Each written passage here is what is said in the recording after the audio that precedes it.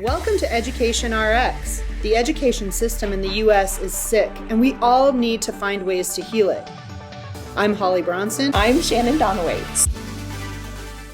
You got to meet the kids, educators, and people in schools and parents. We got to meet where the kids are. You can have an expectation that's top level, but if the kids aren't there, they're not going to magically rise to that level. Mm-hmm.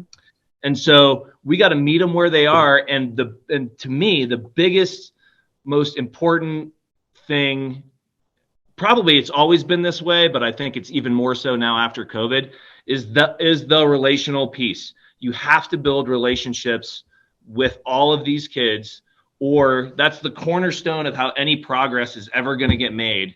It's such a great opportunity for them to practice the skills that you are all teaching them in a natural environment, right? Like, I work with some students in a social skills group, and I could teach them how to interact till I'm blue in the face. But when they're really going to demonstrate it and show it is when we're playing a board game or playing a game that requires some type of, turn taking and empathy and understanding and problem solving. And so I think it's the best way to get your students to show what they know as far as social emotional learning goes.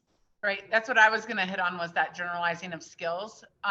Because like when we do Fun Fridays in here, we have to invite a friend to play. We have to go over the rules, agree on the rules, and discuss, we might have to negotiate. I don't really want to play Connect 4 today. I would rather play Uno. Well, how do we solve that problem? How do we figure out who goes first?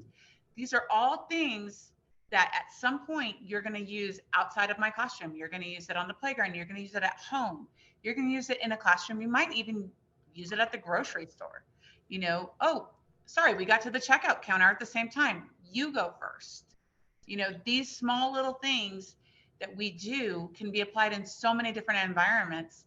And, I think people do not recognize that there's a lot that can be learned from playing games. There's a lot that can be learned from interacting with your peers in that way, because if somebody's not showing expected behavior, it means a lot more when a peer says, you know what? I don't want to play with you right now. You just cheated. You showed me that you have no integrity. I'm not going to expose myself to that. We may not have all the answers, but we're looking for people who have a piece of the solution puzzle. It takes all of us to turn things around. This is Education RX.